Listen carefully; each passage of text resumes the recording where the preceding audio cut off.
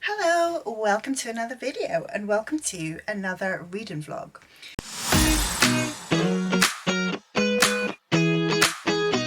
So I've decided that this week's reading vlog, I'm going to do the One Shelf 1 Week challenge.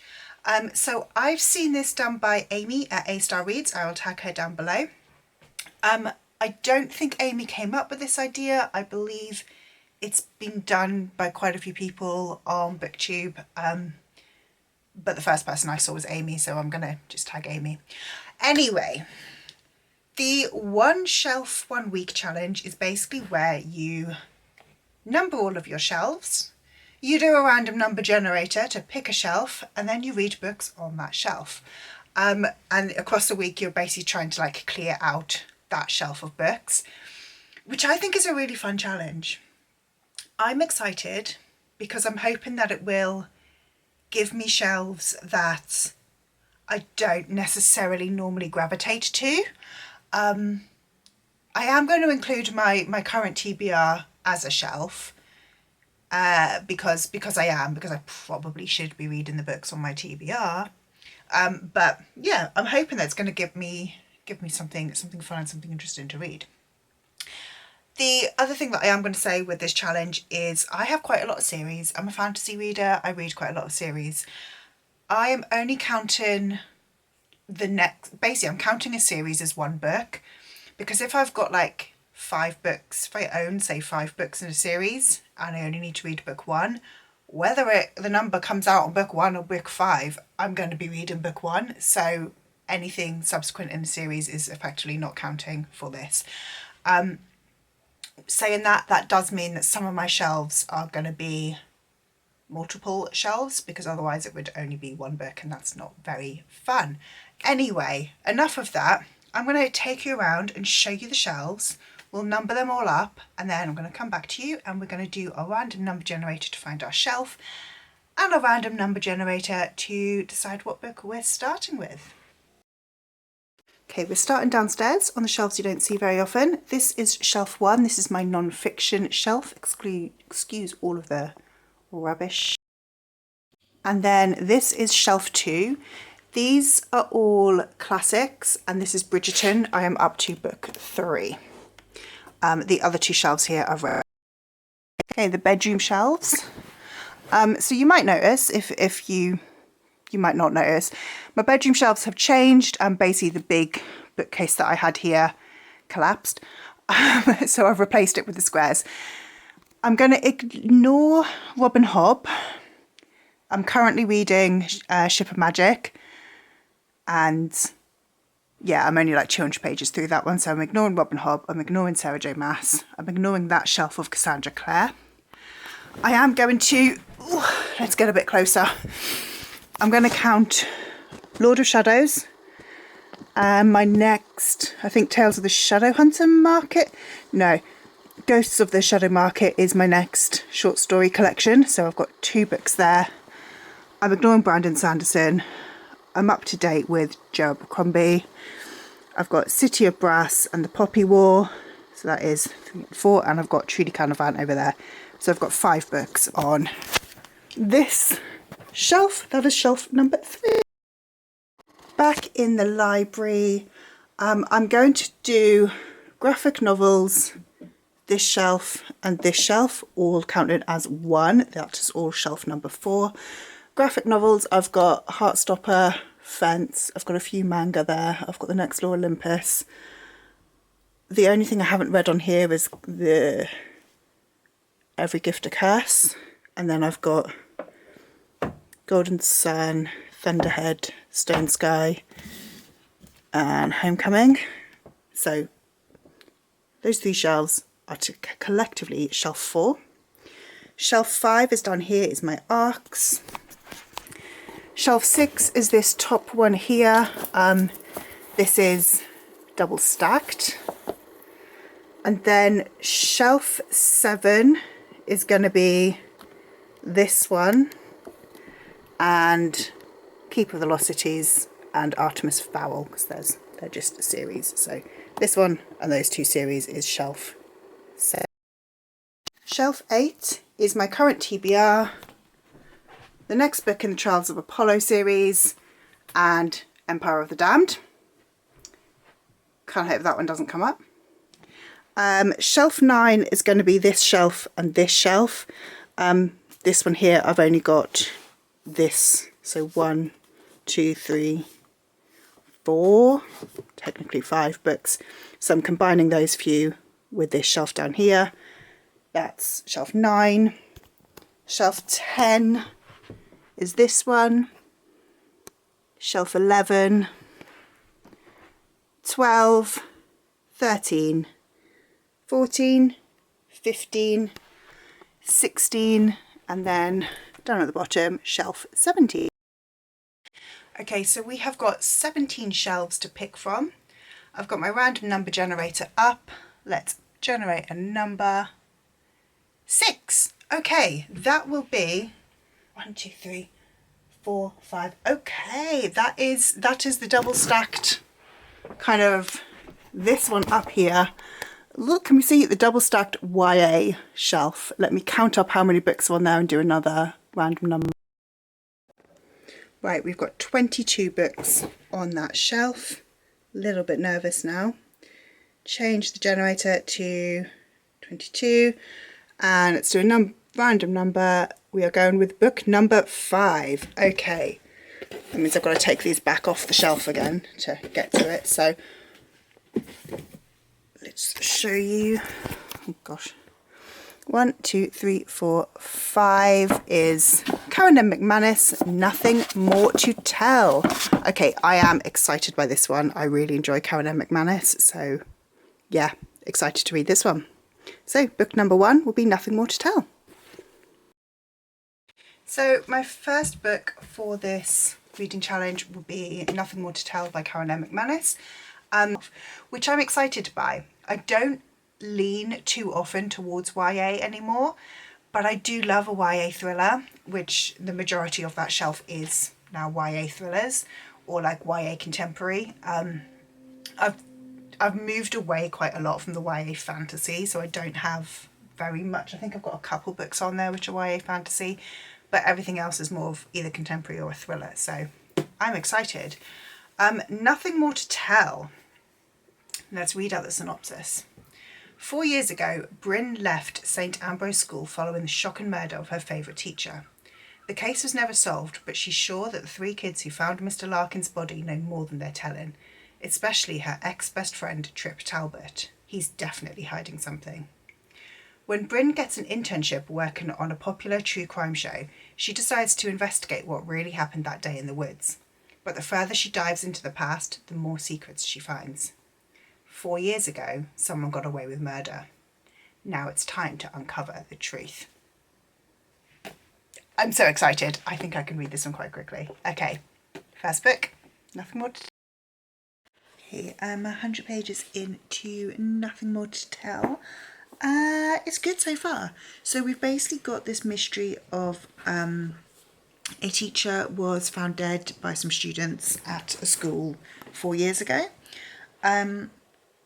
Nothing basically happened. The murder was basically deemed, well, they reckon adrift did it. Like there wasn't really any kind of like investigation into it. And our main character, Bryn, has an internship with a true crime show and has managed to pitch and win to investigate this case. So she's looking into it. She used to be really good friends with one of the kids who found the body. And while all of this is coming back to light again, there's people kind of questioning what actually happened all these years ago. Was it the kids? Did they kill this teacher? What else is going on? Yeah, I'm enjoying it. Like with all Karen M. McManus books, it's very fast-paced. I also like, there was a little Easter egg for one of her other books. I think You'll Be the Death of Me. I think it's that one where 3 students bunk off school and find the body of another student. That was like mentioned in here, which again is fun. I really like it when there's like the little Easter eggs that kind of cross over. I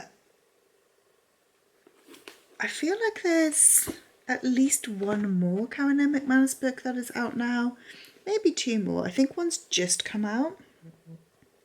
Let me look it up. The thing is I like the paperbacks. They all get the with the sprayed edges. So I tend to, yeah, One of Us is Back is out. So I tend to basically not read these books for like a year. Yeah, One of Us is Back, and I feel like she's got a new one that's come out this year. Such Charming Liars. Okay, so there are two Karen M. McManus books that I don't own.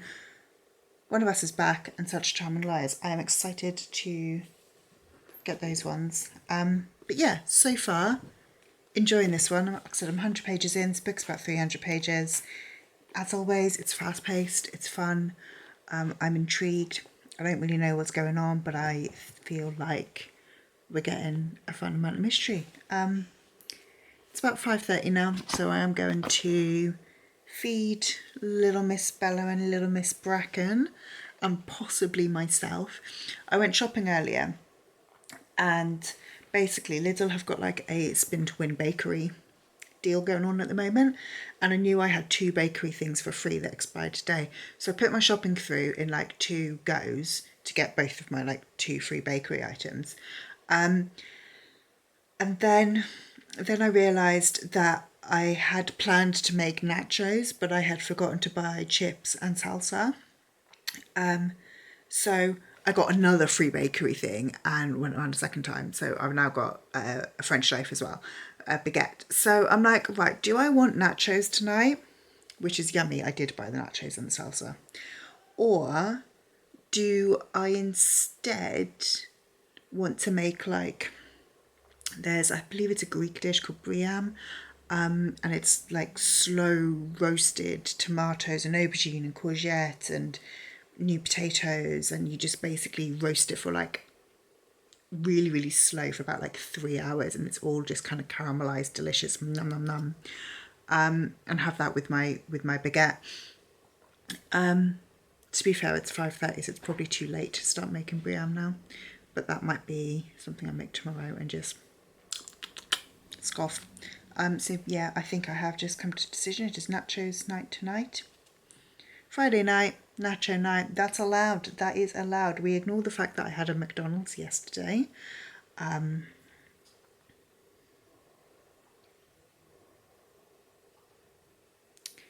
Well, who cares? To be honest, food is food. I like it. So, right, feed the girls. Water the garden. I can see my tomatoes need watering. I don't think I've shown you like my garden recently. I'll give you a little bit of a garden tour just now, and I think that's about it. So, see you.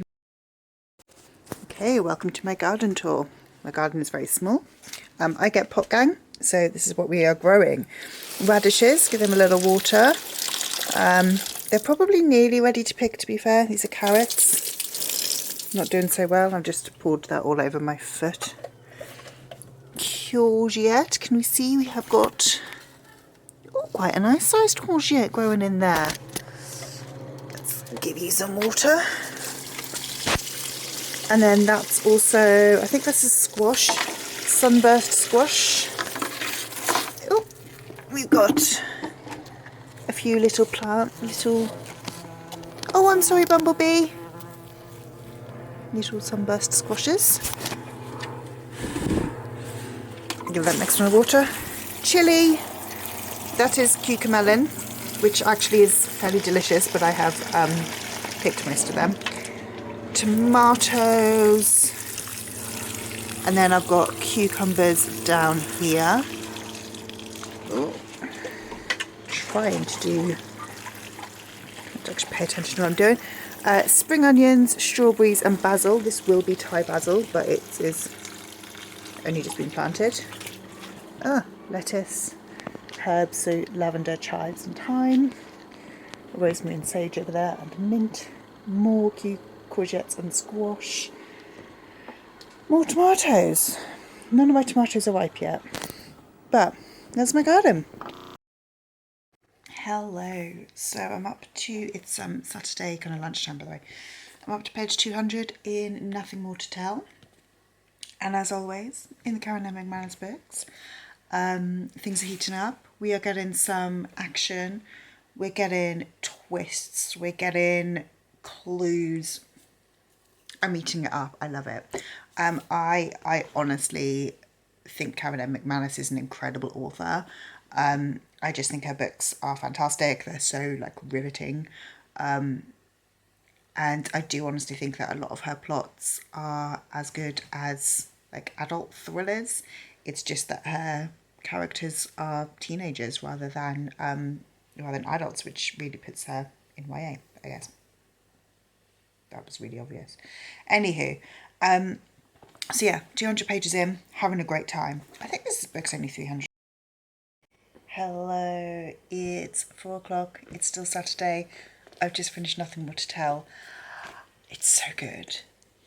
Again, the twists I didn't see coming. There are so many like red herrings placed that again you don't necessarily see. The mystery is so much bigger than it's originally kind of laid out to be, and I love the fact that at multiple times the clues were there and you know that you could have solved it yourself. I didn't solve anything myself. I didn't guess anything, but also everything made sense. There was no point where I was like, why is that person the murderer? That doesn't make any sense. It absolutely did make sense. And things like all of the motives for all of the red herrings, impeccable, all makes sense. Yeah, basically, as usual, obsessed. Karen M. McManus is an incredible author. I have literally this second finished reading, so I haven't rated it yet. I feel like it's probably going to be about a 4-star. Only because like it's fantastic.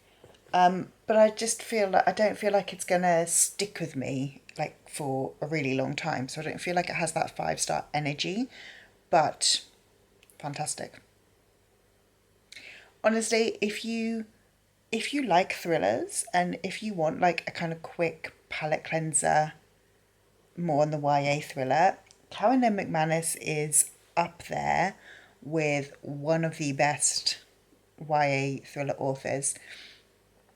I'd probably put her above Holly Jackson, just because book 3 in Good Girls Guide to Murder is a little bit hit and miss, and her other two, well, we don't talk about them so much. And I would put her above Maureen Johnson, who again is impeccable. Yeah, I think I would probably put Karen M. McManus as like top of the heavyweight YA thriller authors. But let me know what you think. I am going to go and pick my next read, so I'll take you along with me. Hello, so I'm at my YA shelf and we're going to do a random number generator. I've got 1 to 21 on there.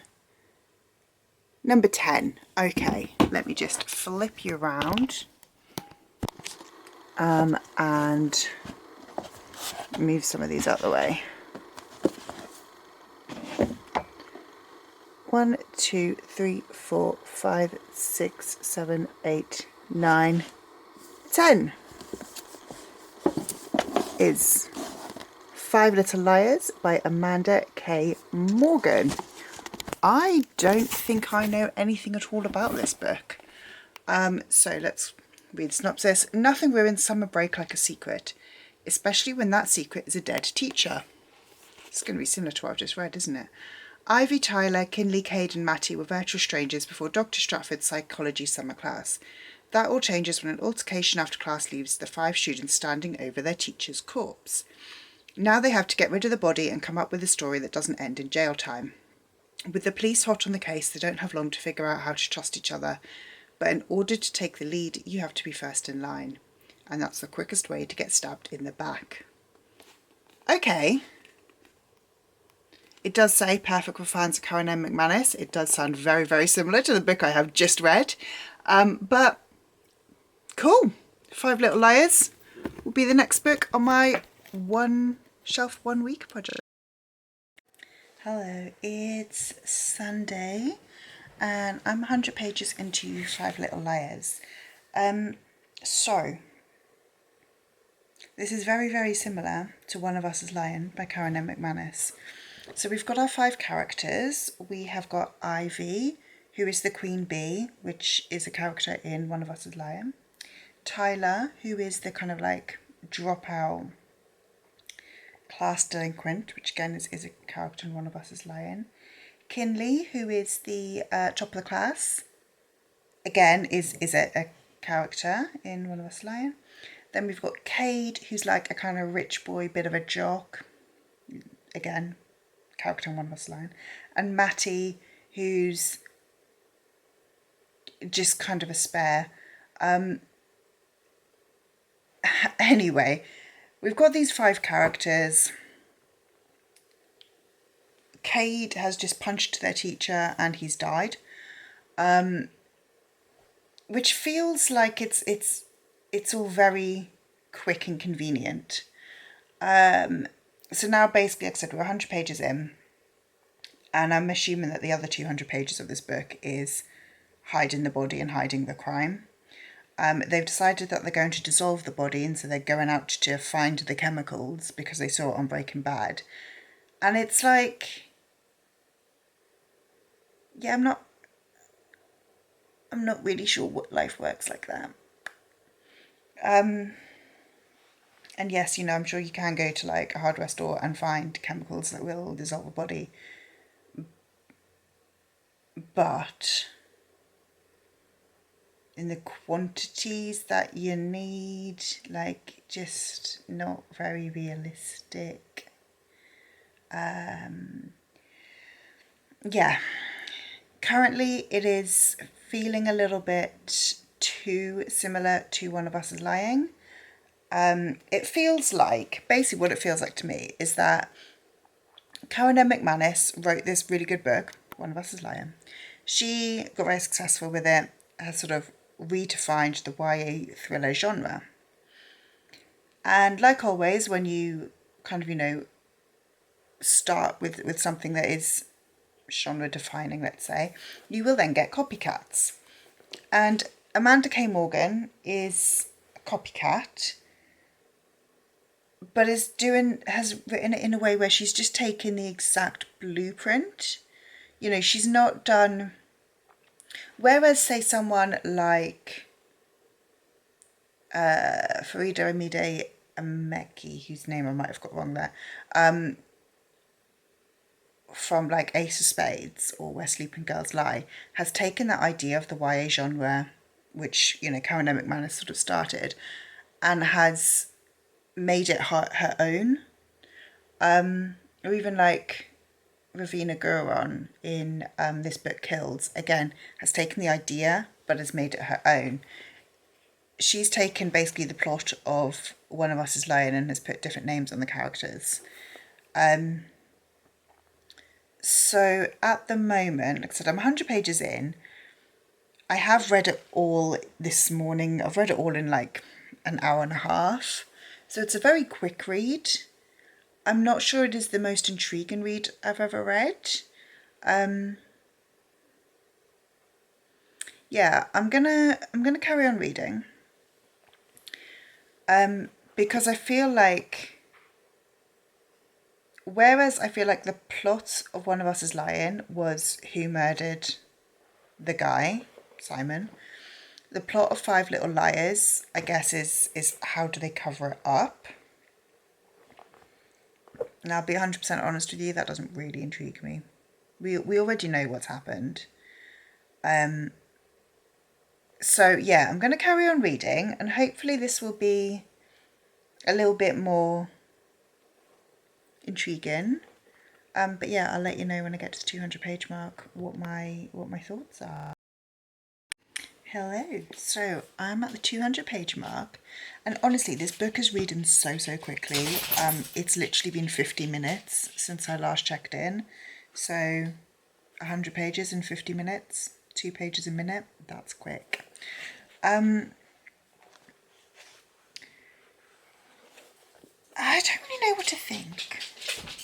It's like I was saying, the plot is very similar to One of Us is Lying, but the story in this one isn't who did it. It's covering up the murder, and it's kind of protecting each other.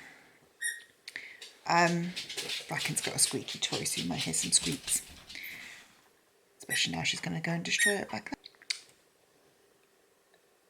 there. The thing that I don't really get about this is I don't know really what the point of the plot's going to be. Because like I said, the plot is covering for each other. So what's the end goal? You know, like with when you don't know who did it, there's a typical kind of story curve where you can, you know where the story's going to go. I mean, I guess we're going to be having, like, I'm guessing, like I said, we're 200 pages in. The police haven't started an investigation. They've realised the teacher is missing, but they don't know anything about it. So I'm like, right, okay, well, we're going to have then the last 100 pages of this, I'm guessing, is going to be an investigation. But what's going to be the point? Yeah, I'm probably going to finish this because, in all honesty, like I said, I've got like about 130 pages left to go. I think it's about, it's 340 pages. So 140 pages left to go. I'm going to finish that in like just over an hour. So I may as well finish the book. I'm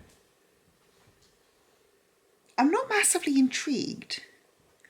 I'm more intrigued from a writing craft kind of way, in that I'm not sure where the plot can go, rather than I'm intrigued in what's going to happen. I'm not really sure I like any of the characters. You know, we've used Karen McManus. Do you mind?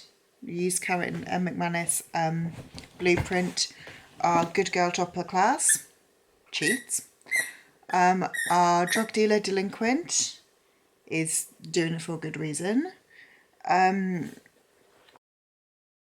Hello. So me and Bracken have been to agility. She's quite tired now. Aren't you, my darling? She was really good. Really good. You were the bestest girl in class today, weren't you? There were only 3 dogs. The 2 best dogs weren't there today. But that meant that Bracken went to top of the class because she's a clever girl. Anyway, I have finished reading 5 Little Liars. Yeah, I feel like there's hi, my darling. Okay, you snuggle them. I feel, I don't really know what I think of it, I'll be totally honest. I still think it's very much a copycat of Karen McManus. Too similar to be inspired by. It is just a copycat. The mystery, it was all, but it sort of wrapped up fairly neatly. But at the same time, then, like, the very last chapter is from the perspective of the police officer investigating. And he's been sent the flash drive, which has got everybody's, well, just got like the confessions on it. So, you know, it's supposed to have like ended on a cliffhanger with that, oh, what's going to happen now? But yeah, honestly, I'm not really sure what I think. Again, very quick read. Like, I've read the whole book in really about 4 hours. Is it a book that I'd recommend? Probably not. Like, it's fine, but it's not the best thing I've ever read. I don't think it's going to stick with me. And yeah, I don't think I'll be reading other things by this author. Not because she's a bad author, but I'm not really interested. However, fast-paced, fun. It's a very mid book. To be totally honest, it's a very mid book. Like I said, I haven't rated it. I still haven't rated Nothing More to Tell either. It's probably going to come out like a 2.5, 3 star. Like it's a very, very middle of the road, solid okay book. But now that I have finished that one, I'm going to go and do my next random number pick, which is exciting. Okay, we're back at my shelves, and as you can see, I have done a little bit of rearranging. So basically this top shelf is supposed to all be YA genre, so any YA that isn't YA fantasy basically. And I have now managed to get a few more YAs on here that I hadn't been able to fit on before. So I have just recounted, and I've got 24 on this shelf. So let's do our random, hang on, I've got 23, 15, 16, 17, 18, 19, 20. It's 23, I can't count. So random number generator, didn't press it, 2. Okay, that's going to be another crime. Let me just turn you around and see what we've got. So that's going to be right at the back. Oh, okay. That is The Dark Descent of Elizabeth Frankenstein by Kirsten White. This is a book that, actually it's a book that I bought at Yelk about 2 or 3 years ago. And it's escaped unholds, basically because I was like, well, I want to read something by Kirsten White, and so I'll read this one. So, synopsis. Elizabeth Frankenstein. Can you see my face in there? Come on. I'm in the window. I look very dark. I still seem very dark. Well, we're going to go with it. I don't know why it's looking so dark. Synopsis, Dark Descent of Elizabeth Frankenstein. Elizabeth Lavenza hasn't had a proper meal in weeks. Her thin arms are covered with bruises from her caregiver, and she's on the verge of being thrown into the streets, until she's brought to the home of Victor Frankenstein, an unsmiling, solitary boy who has everything except a friend. Victor is her escape from misery.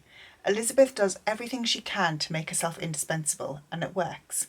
She's taken in by the Frankenstein family and rewarded with a warm bed, delicious food, and dresses of the finest silk. Soon she and Victor are inseparable. But her new life comes at a price. As the years pass, Elizabeth's survival depends on managing Victor's dangerous temper and indulging his every whim, no matter how depraved. Behind her blue eyes and sweet smiles lies the calculating heart of a girl determined to stay alive, no matter the cost, as the world she knows is consumed by darkness. Okay, intrigued?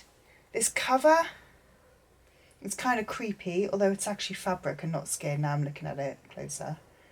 But yeah, I am intrigued, and honestly, quite happy that it's not another YA thriller, to be totally honest with you. I really don't know why my camera is being so dark. Have I pressed something? Hello, very quick update. I haven't started reading Elizabeth Frankenstein yet, but I thought because I keep on actually forgetting to review the books and tell you what my ratings are, I have just put both Nothing More to Tell and Five Little Liars through the core pile. Nothing More to Tell got a 3.5. It did originally come out as a 4, and I was like, it was good. And to be totally honest with you, it might just be because I've read like 2 teacher murder books back to back, but I don't remember the names of the characters in Nothing More to Tell. And I'm not 100% clear on the plot. So, seeing as I finished it yesterday, I don't think that can be a 4-star read. So that one's a 3.5, and Five Little Liars, again, just run through core pile, and it's come out as a 3, which again feels right. It felt like a sort of very mid book. Now, Dr. St. Elizabeth Frankenstein, I'm intrigued by this one. I don't believe I've read anything by Kirsten White. She's written quite a lot, actually. She's written a lot more than I realised. I have unhauled The Guinevere Deception because it didn't interest me. Look how floppy this is. I also own Hyde by her. So yeah, I'm intrigued by this. I have heard very mixed things, but I am intrigued and I'm excited to give it a go. I think I will start. It's not very long. It's only like 300 odd pages, so I'm gonna try and start it. I might start it tonight. I might not. I don't really know. I am also currently reading The Ship of Magic, so I will, as I have been doing, give you an update when I get to the page 100 mark. The writing is much smaller in this book, so I may or may not be updating you again tonight. But yeah, so far this vlog is going quite well. My 1 week 1 shelf challenge is going well. I'm also loving this challenge, so I am definitely going to do it again. I was thinking, do I do a whole month of 1 week 1 shelf, which I would quite like to do. September it's going to be Magical Readathon, so I won't do it then because I will have to have like a TBR for Magical Readathon. But October might be a full month of one shelf 1 week, so comment down below if you would like to see that, and I might do that in October. I'm excited. I'm really genuinely, like, even though both books that I've read so far have been kind of like middle of the road 3.5 star books, I'm really loving the fact that I am clearing books off a shelf that I just don't gravitate towards. Even though they're all books that I know I'm intrigued by, because every time I look at them in an unhaul, I'm like, no, I do want to read these. I've not been gravitating towards them enough to actually pick them up. So I'm really enjoying the fact that do now actually have like that I'm clearing out the books on the shelf. So loving this challenge. It is brilliant. But I should probably get reading. Got little Bella hiding behind me. Can I finish doing an update before the microwave pings, because it's 8 o'clock and I can't be bothered to cook, so I'm microwaving food. Right, anywho, definitely won't get an update done if I carry on chatting crap. I've read the first chapter of The Dark Descent of Elizabeth Frankenstein. It is Monday evening, by the way. I'm not reading anything else today. I've had a very full-on work day. I've just realised I'm still wearing my blue lens glasses, not my proper glasses. Oh well, whatever. I'm about to watch TV anyway, so it doesn't matter. So yeah, I've read the first chapter of Dark Descent of Elizabeth Frankenstein. Super intrigued. Amazing first chapter. This sounds really interesting. It sounds kind of dark, gothic, very, very inspired by Frankenstein, and I'm excited to read it. So, like I said, I'm not reading anything else tonight. I don't have the brain capacity to read anything else right now. My brain capacity is at rewatching old reruns of Friends. That is all the brain power that I can do today. But I am very excited to read more of this book. I'm intrigued. That first chapter was brilliant. It was really, really intrigued me, made me just want to continue reading straight away, but I didn't have time. So, microwave's about to go off. I'm going to eat some food. I'm going to watch some TV. Then I'm probably going to go and have an early night. Might have some more cuddles with my little cat, who was snuggled up on my lap, but then I moved, so obviously, you know, I'm a horrible person. But yeah, let me know if you've read The Dark Descent of Elizabeth Frankenstein, or anything else by Kirsten White, because yeah, like I said, it really surprised me with how much I enjoyed that first chapter. I was expecting it to be kind of like to be honest, I was sort of expecting Hunting Prince Dracula by Kerry Maniscalco, so sort of vaguely inspired by, sorry, there's my food done, vaguely inspired by Frankenstein, but also kind of twee. But actually this sounded dark, and I am here for it. Hello, it's Thursday morning. So I am supposed to be finishing this vlog today. I haven't updated you at all on my thoughts on the Dark Descent of Elizabeth Frankenstein, because in all honesty, I've not read any of the Dark Descent of Elizabeth Frankenstein. I am at page 32. I've been at page 32 for a few days. And the thing is I'm enjoying it. I'm just not reading. Basically this week has been busy. So I haven't read anything in the evenings this week. Monday and Tuesday I was just tired after work, and I was just like, no, I can't read right now. I just need to turn on the TV and just blah. Yesterday I was going to read. I think Becca had got sprints and I was going to join them, but I had to go and do a shop, and by the time I came back we were on the last sprint, and I was like, oh. By the time I put everything away and made dinner, I was like, there's 10 minutes left of sprinting, so there's no point joining in now. So yeah, I haven't read anything yet, but it is Thursday today, isn't it? Yeah, it is Thursday. I was just double checking. I thought it might be Wednesday, and I might have just made my week longer for myself. But I do want to finish Dark Descent of Elizabeth Frankenstein. Like, it is still really intriguing me.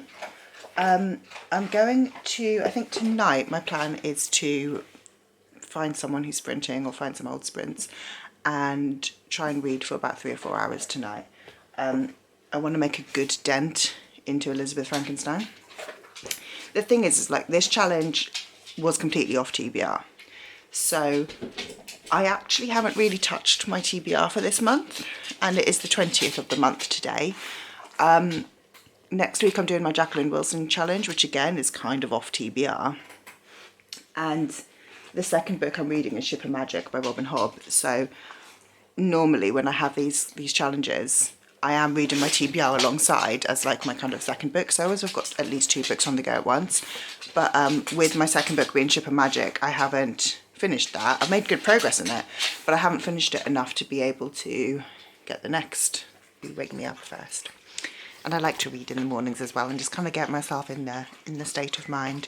So that's really where we're at. The thing is as well, is while I'm enjoying Elizabeth Frankenstein while I'm reading it, of the 2 books that I am currently reading down here, I want to pick up Ship of Magic more than I want to pick up Elizabeth Frankenstein. Partly because I'm a really good chunk of the way through Ship of Magic. Like, I'm over halfway through, so things are happening, it's exciting.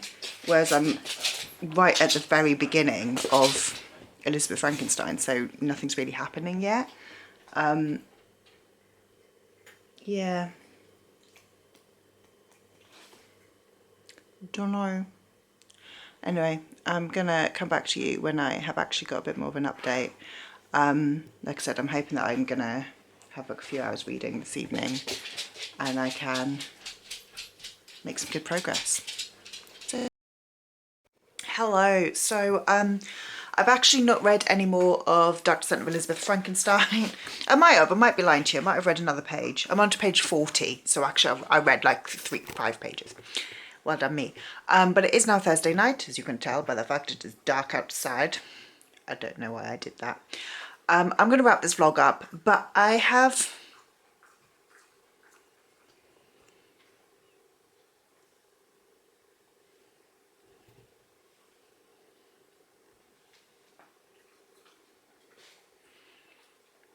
going to close those curtains because it looks like there's like creepy eyes.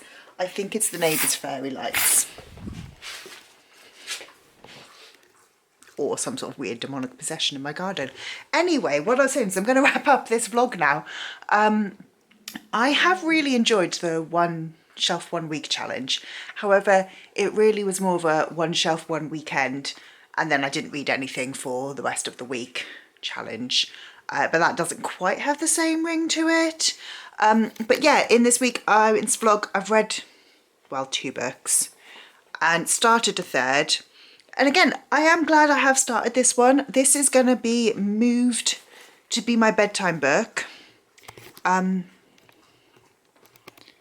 So I'm going to be reading that one basically while I'm in bed.